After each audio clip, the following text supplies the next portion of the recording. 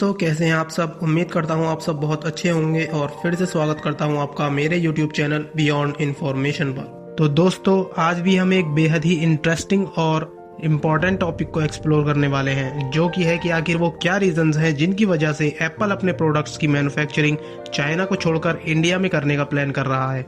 और इतना ही नहीं, बल्कि आने वाले 3 से 5 सालों में कम से कम 25 से 30% तक आईफोन्स की शिपमेंट चाइना से बाहर होगी, जिसका मतलब ये है कि एप्पल अपनी डिपेंडेंसी चाइना के ऊपर से बहुत कम करने वाला है। तो चलिए जानते हैं कि आखिर इसकी वजह क्या है। तो सबसे पहले जानते हैं इसके बारे में कि एप्पल सोच क्या रहा है। तो एप्पल का मानना ये है कि वो अब इस बात से बिल्कुल कंफर्टेबल नहीं है कि उनका सारा बिजनेस एक जगह पर टाइड अप रहे, और वो चाहते हैं कि अब वो एशिया में और प्लेसेस पर अपना बिजनेस को एक्सपेंड करें, ना कि सिर्फ चाइना में। और इसी वजह से एप्पल इंडिया और वियतनाम को अपने अगले सबसे बड़े मैन्युफैक्चरर्स के रूप में देख रहा है। और अगर अभी की बात करें तो चाइना की फॉक्सकॉन मैन्युफैक्चरिंग फैसिलिटी में लगभग 3 लाख वर्कर्स से ज्यादा काम करते हैं, जो कि आईफोन की प्रो लाइनअप का लगभग 85% फोन्स अकेले खुद ही बनाते हैं। लेकिन अब एप्पल ने अपनी मैन्युफैक्चरिंग पार्टनर्स को एक बात बिल्कुल साफ कर दी है, जो कि ये है कि वो अब अपने ज्यादा काम चाइना के बाहर करने में इंटरेस्टेड है। क्योंकि अगर एप्पल सिर्फ एक ही जगह अपनी सारी मैन्युफैक्चरिंग करेगा तो उसको बहुत ज्यादा लॉस उठाना पड़ेगा, और इसीलिए एप्पल जल्द से जल्द अपनी मैन्युफैक्चरिंग यूनिट को जितना ज्यादा हो सके दूसरे एशियन देशों में एक्सपेंड करने का सोच रहा है। तो अब बात करते हैं कि एप्पल को चाइना बाकी एशियन देशों के मुकाबले ऐसा क्या प्रोवाइड करता है जो कोई और देश उसे बहुत मुश्किल से प्रोवाइड कर पाएगा। तो इसकी सबसे बड़ी वजह है पॉपुलेशन। तो अगर हम बात करें चाइना की पॉपुलेशन की, तो हम सब जानते हैं कि चाइना दुनिया की सबसे पॉपुलेटेड जगह है, और यही बात एप्पल को पसंद है। क्योंकि चाइना में जो एप्पल की मैन्युफैक्चरिंग यूनिट है, जहाँ पर उसके आईफोन असेंबल होते हैं, उस जगह पर लगभग 2,30,000 से ज्यादा वर्कर्स काम करते हैं। और अगर हम बात करें यूएसए की, तो यहाँ पर सिर्फ 83 स्टेट्स ऐसे हैं जहाँ की पूरी पॉपुलेशन 2,30,000 है। तो आप समझ सकते हैं कि एप्पल को जितनी वर्कफोर्स की जरूरत है वो चाइना से अच्छा उसे कहीं और शायद नहीं मिल पाए। और इसकी दूसरी वजह ये भी है कि चाइना में 1/4 वर्कफोर्स ऐसा है जो कि कंपनी ओन्ड होता है, जिसका मतलब ये लोग कंपनी द्वारा बनाए गए बैरक्स में रहते हैं, जो कि फैक्ट्री में या उसके पास ही होते हैं। इसका मतलब ये है कि वो रहते भी वहीं हैं और काम भी वहीं करते हैं। और ऐसी जॉब्स चाइना में बहुत ही ज्यादा डिमांड में रहती हैं, और आप ऐसे लोगों को रातों रात अपनी कंपनी में हायर कर सकते हैं। और इसकी एक वजह रॉ मटेरियल भी है, क्योंकि एप्पल को ज्यादातर अपने एप्पल प्रोडक्ट्स बनाने के लिए रॉ मटेरियल चाहिए होता है, जो कि ज्यादातर बाहर से ही इंपोर्ट कराया जाता है। और अगर ये raw material Apple US ship करेगा तो आईफोन की कॉस्ट और ज्यादा बढ़ जाएगी, इसलिए वो चाइना में ही रॉ मटेरियल बनाते हैं।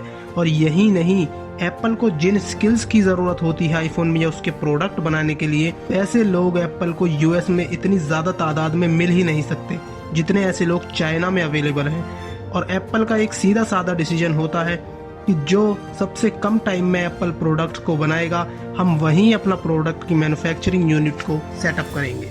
और इसका एक एग्जांपल ये भी है कि जब आईफोन्स लॉन्च होते हैं तब एप्पल को लाखों करोड़ों ऑर्डर्स एक रात में आ जाते हैं, और एप्पल जानता है कि उसे बहुत सारे वर्कर्स की ज़रूरत पड़ेगी और ये फ़ोन्स बहुत जल्दी मैन्युफैक्चर करने होंगे। तो ये काम यूएस में लगभग इम्पॉसिबल है, और इस वजह से उन्हें डिले देखना पड़ सकता है। लेकिन चाइना में ये काम बहुत जल्दी हो सकता है, क्योंकि वहाँ के मैन्युफैक्चरर अपने इंजीनियर्स से आधी रात में भी काम करवा सकते हैं। जी हाँ, आपने बिल्कुल सही सुना, यानी आप ओवरनाइट किसी भी काम को पूरा करवा सकते हैं, क्योंकि चाइना में लेबर फोर्स की सप्लाई बहुत ज़्यादा है। और इसी वजह से वहाँ कोई भी काम, कितना ही भी बड़ा काम, बहुत आसानी से और टाइम के अंदर पूरा हो सकता है। तो अब एक और रीज़न के बारे में बात करते हैं जिसकी वजह से एप्पल चाइना से बाहर शिफ्ट होना चाहता है, और वो रीज़न है कोविड-19। जी हाँ, ये बात बहुत कम लोग जानते हैं कि एप्पल 2020 से पहले से ही अपनी मैन्युफैक्चरिंग चाइना के ऊपर से कम करना चाहता था, लेकिन ये नहीं हो पाया क्योंकि उस टाइम कोरोना वायरस बहुत जल्दी फैल गया था। और इसलिए एप्पल ने इंडिया में आईफोन्स की मैन्युफैक्चरिंग 2017 में ही शुरू कर दी थी, ताकि उनको ग्लोबल सप्लाई में किसी तरह का कोई डिले देखने को न मिले। और एक रिपोर्ट के हिसाब से एप्पल की ग्लोबल मैन्युफैक्चरिंग में डिक्लाइन भी आया है, जो कि 2019 में 44 से 47% था, लेकिन 2020 में ये गिरकर 41% हो गया और पिछले साल 2021 में ये 36% ही रह गया था। तो आप समझ सकते हैं कि कोविड-19 का असर एप्पल की मैन्युफैक्चरिंग पर कितना ज़्यादा पड़ा है। और इतना ही नहीं बल्कि चाइना में बहुत टाइम से लॉकडाउन भी लगा हुआ है, जो कि एक और रीज़न है एप्पल की स्लो ग्रोथ का। और अक्टूबर 2021 में एप्पल की मैन्युफैक्चरिंग यूनिट जो कि जेंगजू चाइना में है, वहां लगभग 23,000 से ज़्यादा एम्प्लॉयज ने रिज़ाइन कर दिया था और इसी के साथ इस फैसिलिटी को टेम्पोरेरी बंद भी कर दिया गया था गवर्नमेंट के द्वारा, क्योंकि कोविड-19 उस टाइम बहुत ज़्यादा स्प्रेड हो रहा था और इस लॉकडाउन ने लगभग $1 बिलियन पर वीक कॉस्ट किया था एप्पल को। इसलिए एप्पल अपनी मैन्युफैक्चरिंग एशिया में और किसी देशों के साथ करना चाहता है और उन सभी देशों में इंडिया टॉप पर है, क्योंकि यहाँ पहले से ही एप्पल आईफोन मैन्युफैक्चर कर रहा है। और इतना ही नहीं बल्कि आईफोन 14 जो कि एप्पल का फ्लैगशिप फ़ोन है, वो भी अब इंडिया में मैन्युफैक्चर हो रहा है।